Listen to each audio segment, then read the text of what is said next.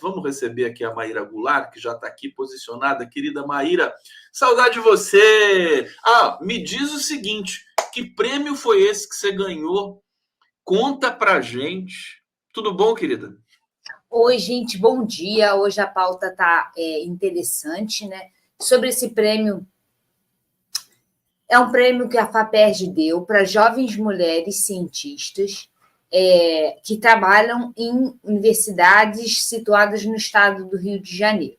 Eu concorri com um projeto que eu espero que dê frutos para todos nós, que é a criação de uma plataforma capaz de criar mapas que mostrem a distribuição geográfica dos votos, das emendas e dos gastos de campanha.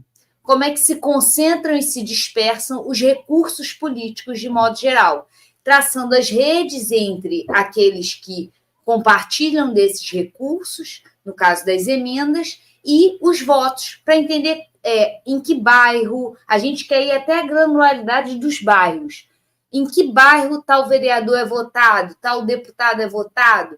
Com isso, o segundo passo é oferecer na COP, UFRJ, cursos de desenho de cenário eleitoral, não só para quem trabalha com a política, mas também para jornalistas, para empresas que querem traçar cenários eleitorais a partir dessas ferramentas que usam inteligência artificial.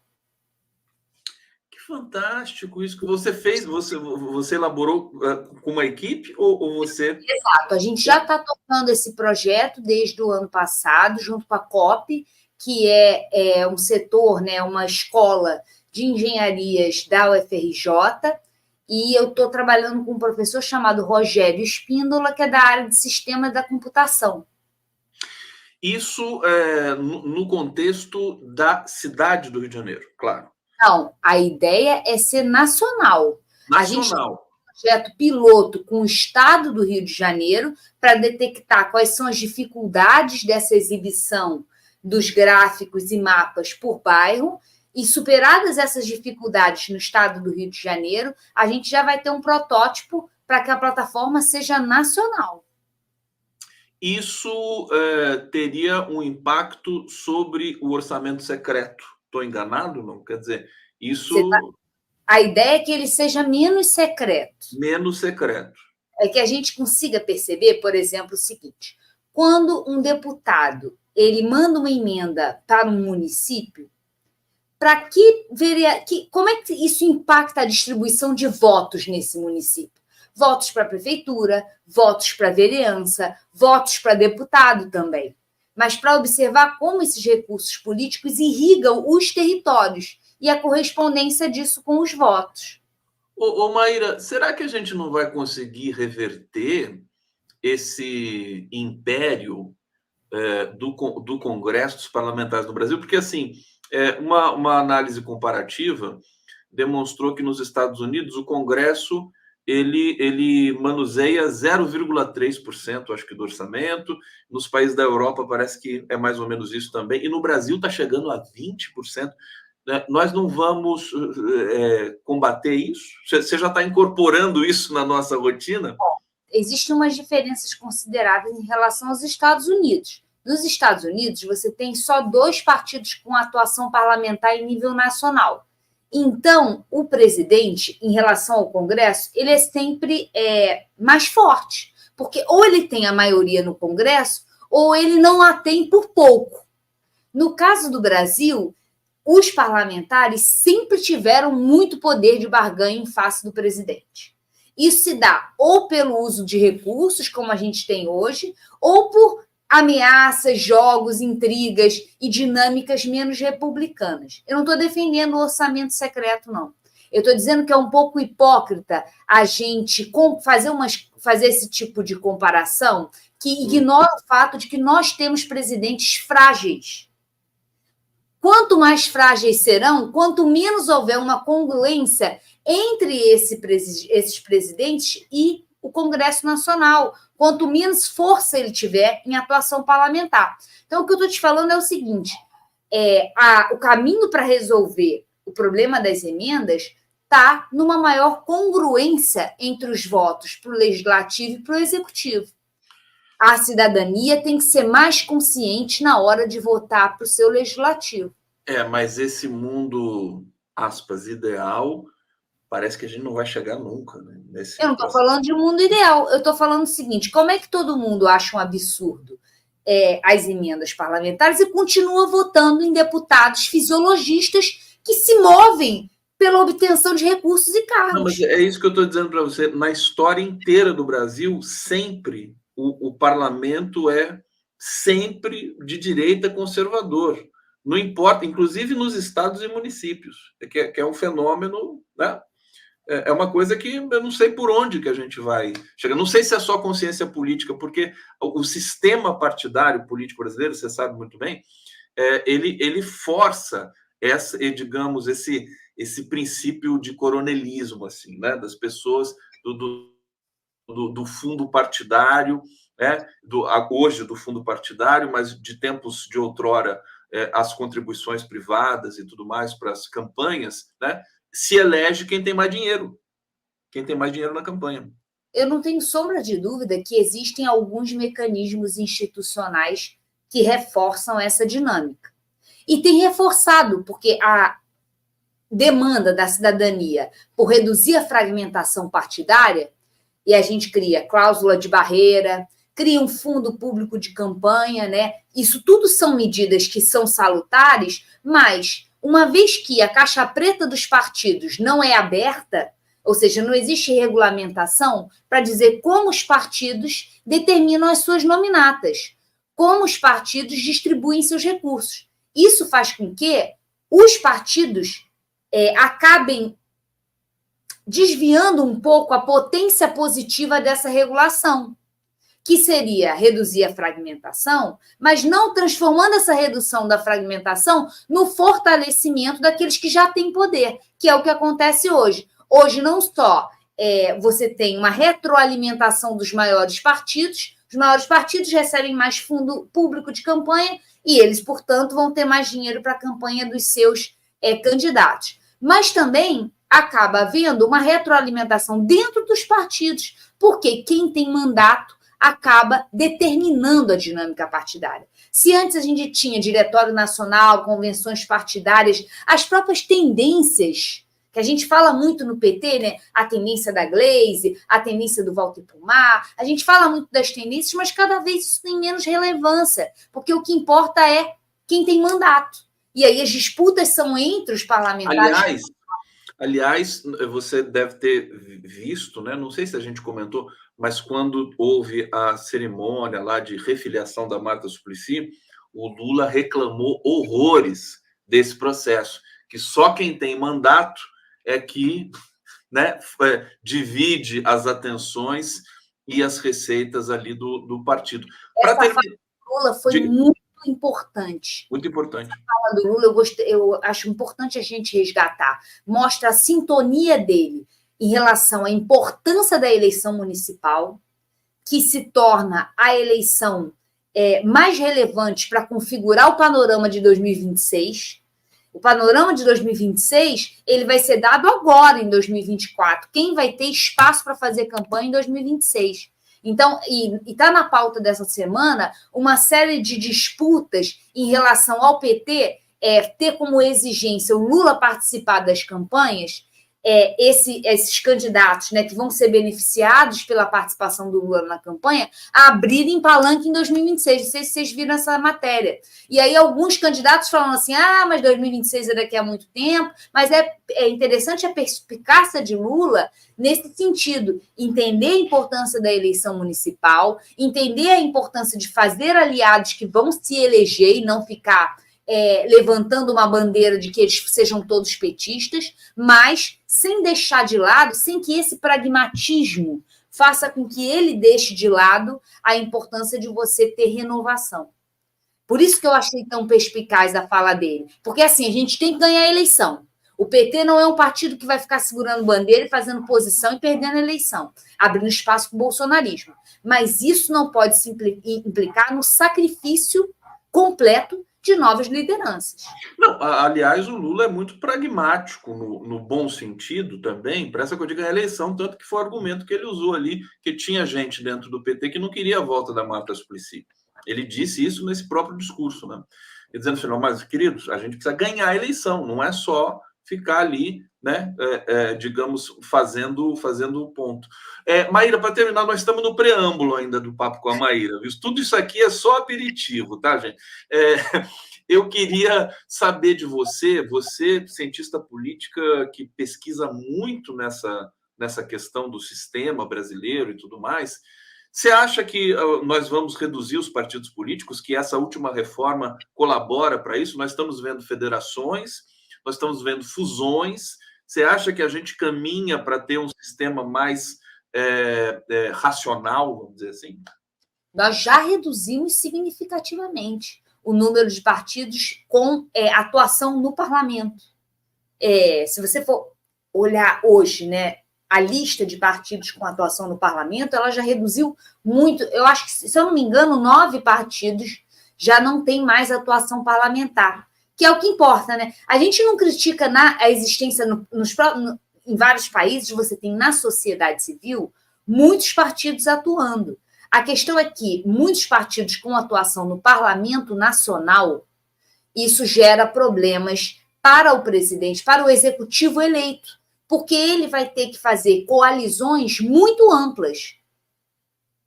E coalizões amplas demandam concessões amplas. Por isso que eu acho que essa crítica às emendas, ela tem que vir sempre nesse panorama de a política, ela precisa de consenso, ela precisa de apoio parlamentar. Um executivo não pode governar sem apoio parlamentar. Quais vão ser os mecanismos para estimular esses parlamentares a votar com o governo?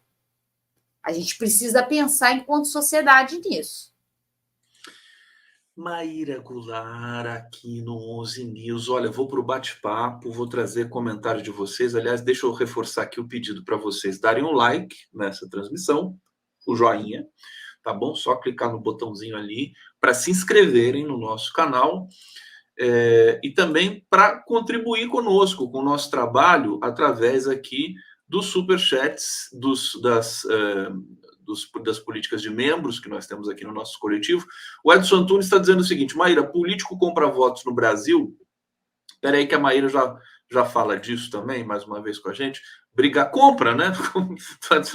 Não só no Brasil, né? Marilena Garcia colaborando conosco. Rodrigo está dizendo aqui, parabéns, professora, bela iniciativa essa sua, boa sorte. Clodoaldo Antônio Dias, a verdade dói, irrita muitos, como a mídia que não tem compromisso com a verdade. Lula não disse nada demais, só verdades.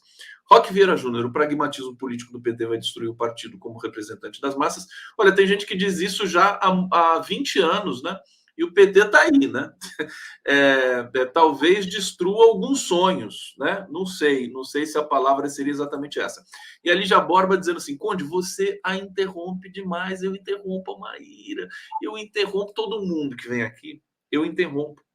Né? Eu tenho que interromper. Eu gosto de ser interrompida, senão parece que eu estou dando aula sozinho, os alunos não estão... Eu acho ótimo quando tem interrupção é diálogo. Você dá muita aula. Dela. O entendo comentário dela que é sobre a dinâmica que existe no machismo estrutural de interromper mulheres para explicar o que elas falam, dizer em outras palavras o que nós falamos. Mas então eu agradeço muito essa lembrança da Lígia, mas eu acho que talvez por vício de profissão, eu adoro quando eu sou interrompida, porque significa que eu estou falando alguma coisa que está fazendo sentido para o meu interlocutor. Mas eu não faço isso com você, interromper você para explicar o que você está falando. Olha só, Maíra Goulart, deixa eu te perguntar, portanto, do nosso tema aqui central, que tem tomado conta desse noticiário vira-lata do Brasil, né?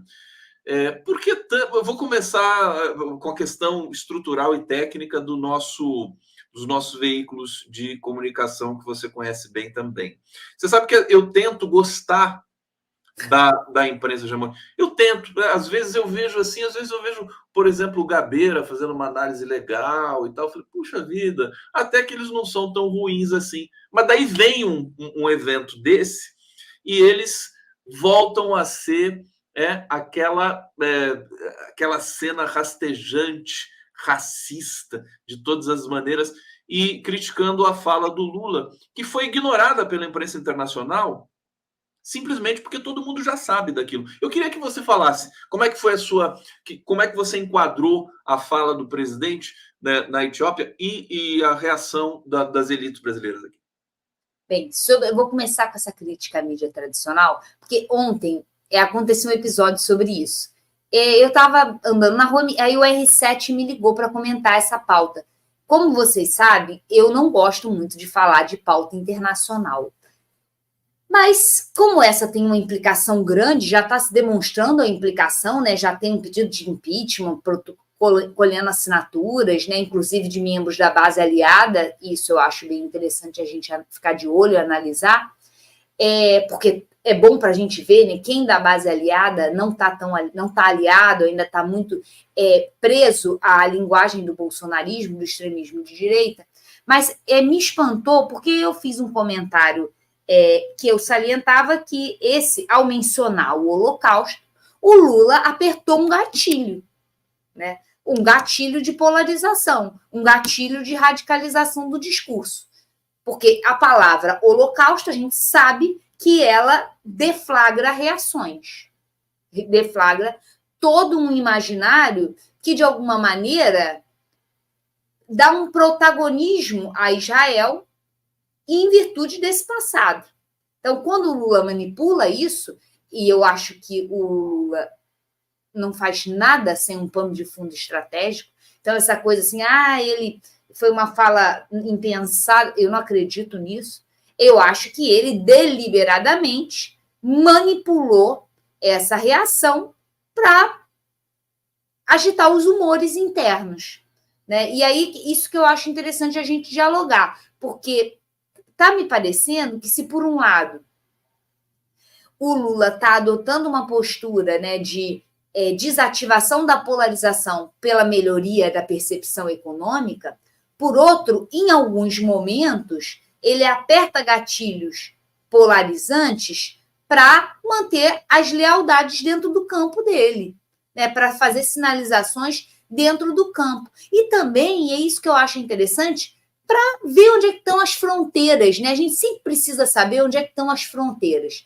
Faz-se política. O PT é um partido pragmático, o Lula é uma liderança histórica pragmática, ou seja, vai fazer conciliação com todo mundo, vai tentar governar com todo mundo de todos os espectros ideológicos. Mas a gente precisa saber onde é que estão as fronteiras e quem é quem nessa fronteira. E uma coisa que a gente não pode esquecer é que a gente está num contexto de reação por parte de Jair Bolsonaro, que dia 25 é o evento que estamos todos, que eu já comprando pipoca para assistir, eu já estou animada, já reservei essa data, vai ter uma manifestação bolsonarista. Então, a gente está num contexto em que essa polarização já está ativada. E essa manifestação do governo, do presidente Lula, vem nesse contexto. Então, eu acho que a gente tem que olhar para isso com muita tranquilidade, nada vai acontecer com o Brasil, isso não significa absolutamente nada, essa declaração do Lula, ela não tem um grande significado, e é como você colocou, tanto que a repercussão internacional foi nula, porque isso não significa nada, mas internamente ela mostra onde é que estão os jogadores. Bom, eu não diria assim que a repercussão é zero do ponto de vista político, porque o embaixador, o governo israelense convocou o embaixador brasileiro e o embaixador brasileiro foi humilhado pelo chanceler israelense, o Israel Katz, né, que falou em hebraico, que é uma língua que o embaixador brasileiro desconhece. Inclusive, o embaixador brasileiro está voando para o Brasil agora porque ele foi chamado também pelo governo, pelo Lula, pelo Itamaraty, para consultas, né? Quer dizer, houve esse estremecimento. Sobre isso, o que você pode dizer para a gente? O próprio, desculpa, só completando, o Mauro Vieira, o chanceler brasileiro, chamou o embaixador israelense para uma conversa ontem no Rio de Janeiro, aí onde você está, onde vai ser a reunião do G20 daqui a pouco. Acredito que são é uma dança. Acho que isso aí não tem impacto real, porque a posição do governo brasileiro é sabida e a posição de Israel é sabida também. A posição de Israel em termos de radicalização do conflito junto aos palestinos, em termos de desrespeito aos civis palestinos, isso tudo já era sabido. Não precisa o Lula explicar para a comunidade internacional que isso estava acontecendo. A posição do Lula como um líder de nações periféricas e de pessoas, né, em situação de vulnerabilidade também é sabida. É daí que ele tira o soft power dele, é daí que ele tira o prestígio internacional dele. Quando o mundo ficou feliz pelo retorno do Lula, o Lula é isso, né? É um símbolo dos subalternizados, gostemos ou não. Muita gente não gosta e, a meu ver, é esse o gatilho interno da polarização, né? Aqueles que se identificam com os vulnerabilizados de alguma maneira se identificam com o presidente Lula, por isso que ele tem imensa maioria na população até 2 salários mínimos, e aqueles que ou são de outras classes, ou são de classes populares, mas não se identificam com ela, votam no candidato que se opõe à correlação de forças do presidente Lula, à simbologia do presidente Lula.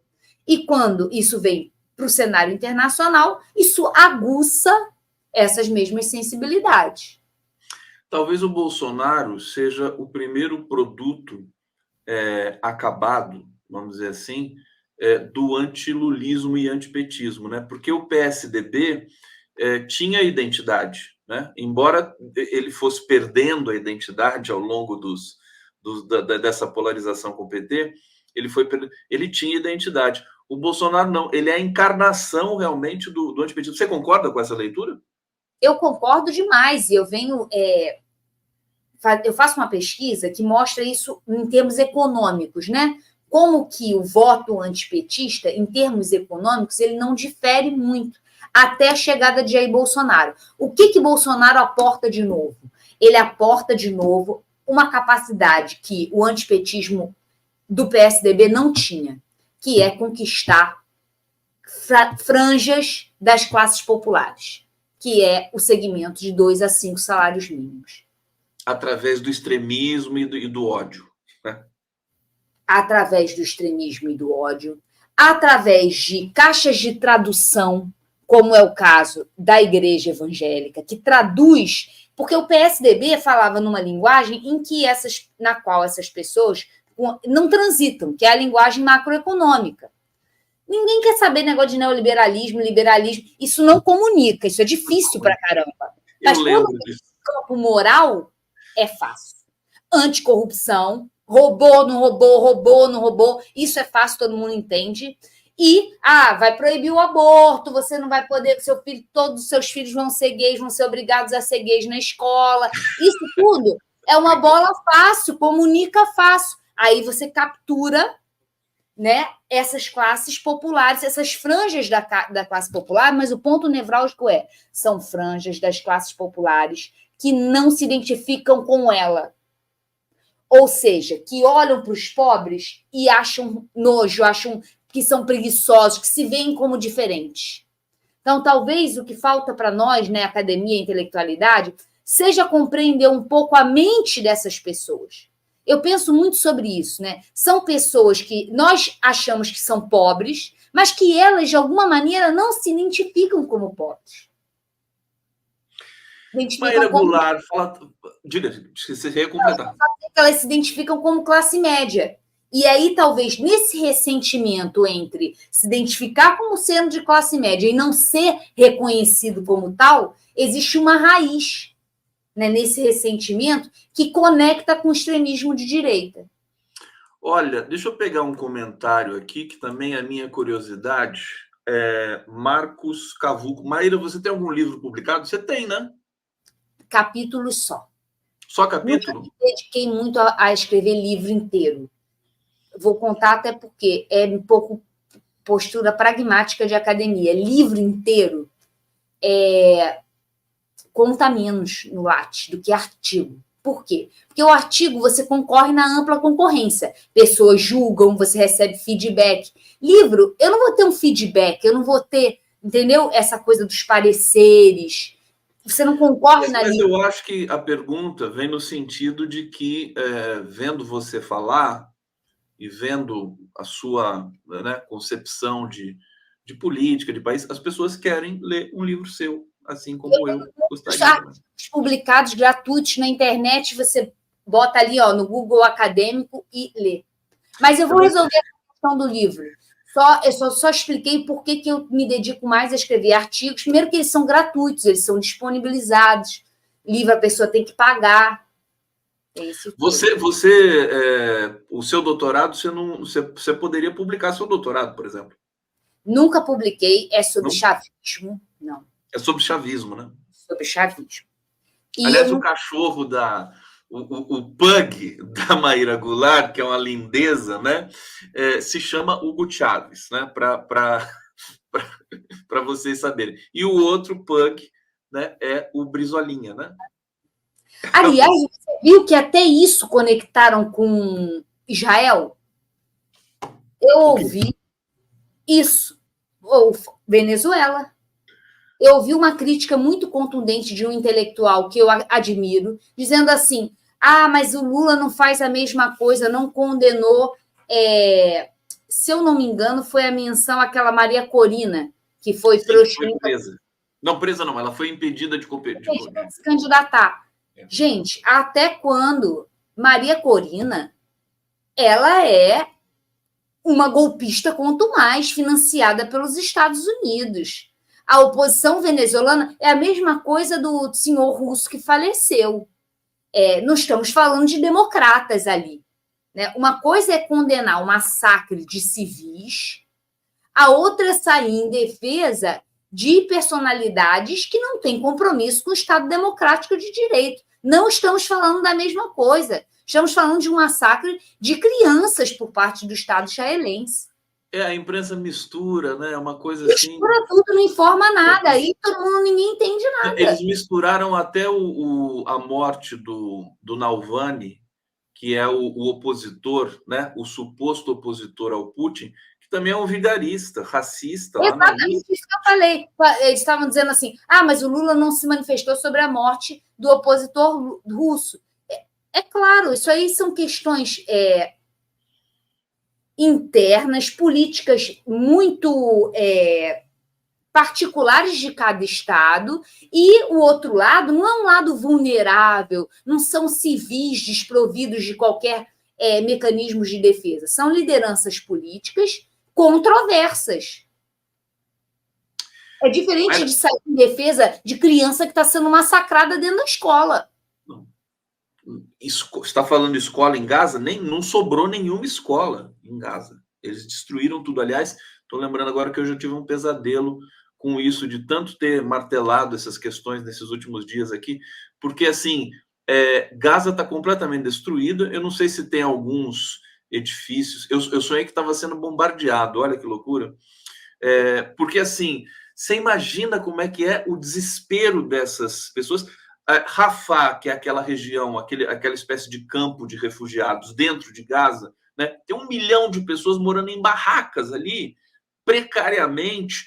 Você tem um exército truculento, violento, assassino, que invade hospitais para sequestrar e matar as pessoas. Meu Deus! Quer dizer, eu não sei como é que as pessoas... Eu acho assim, ontem os Estados Unidos, não sei se você viu, eu não quero puxar para a pauta internacional, inclusive eu quero falar de uma questão nacional com você na sequência, mas os Estados Unidos emitiram, sinalizaram não, foi uma coisa mais concreta, que vão pedir o cessar-fogo ali, vão usar inclusive o termo cessar-fogo numa resolução da ONU para evitar que o Netanyahu entre em Rafah.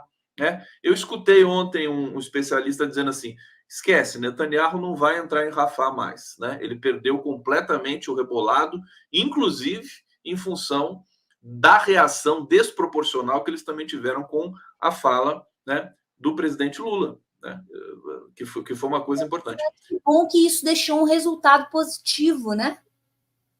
Pois é, não vai rafar se ele fizer isso realmente.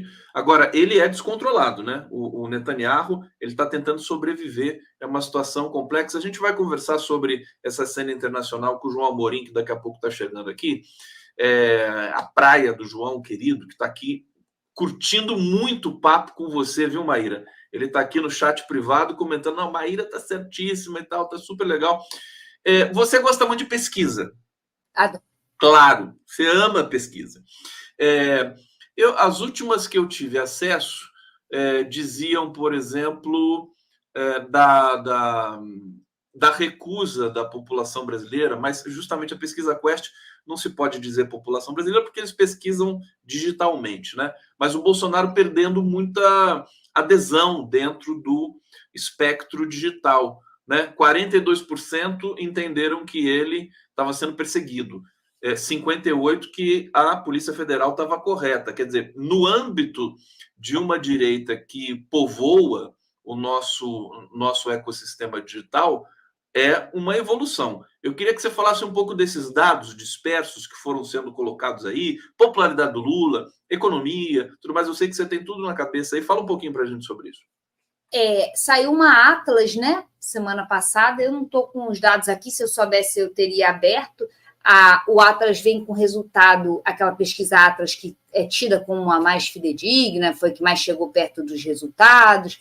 Ela tem um resultado positivo para o governo, um aumento da popularidade, um aumento da avaliação pessoal do presidente, mas também do governo.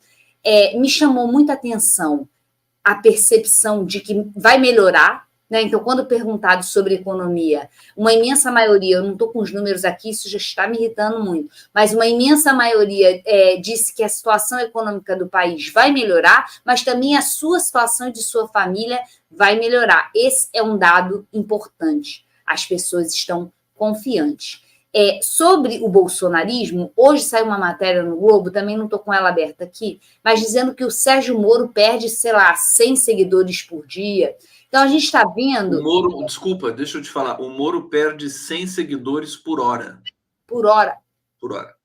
A gente vê o impacto, talvez, desses grandes escândalos, ele não se dá no núcleo do bolsonarismo, que são militares, agentes de segurança pública e privada. Esse núcleo, ele dificilmente se alimenta por informações da mídia tradicional, ele já se alimenta por fake news, ele comprou o argumento da teoria da conspiração, então esse segmento dificilmente vai ser acessado, só por uma traição, por uma percepção de traição do líder. Mas as franjas do bolsonarismo, por que o exemplo do Sérgio Moro me veio à mente? Porque o Sérgio Moro é representante de um tipo de franja do bolsonarismo, que é o lavajatismo. É um segmento mais elitizado que, de alguma maneira, se descola dessa base de apoio de Bolsonaro, mas eu não me engano sobre isso. Se descola, mas se só houver ele como opção na urna, num segundo turno, votará em Jair Bolsonaro, porque a questão é antipetismo, né? Mas a gente observa que, numa pluralidade de opções, ou seja, ainda não condicionados pelo binarismo esquerda-direita, você percebe que franjas se descolam do bolsonarismo pelo acúmulo de escândalos. Escândalos não só de que políticos de natureza política, como é o caso do golpe, da sua tentativa de golpe, mas escândalos de natureza pessoal econômica, roubar joia, roubar de maneira geral, rachadinha. Então, eu acho que, de alguma forma, isso vai pegando essas franjas de pessoas que votaram em Jair Bolsonaro, mas ainda se mantêm capazes de receber informação de outros veículos, né? Não só naqueles reprodutores de fake news. Os tios e tias do Zap, né? Eles também têm condições de acessar outros meios, né? Maíra Goulart, muito bom conversar com você. Sempre estava com saudade. Semana passada você não veio aqui porque foi carnaval. Você estava pulando carnaval com os seus pugs, né? Não, eu sei que não. Carnavalesca, gente. Meia culpa minha, não sou. Eu sei que intelectual no Rio de Janeiro tem que gostar de carnaval e de futebol, mas eu vou ficar devendo os dois.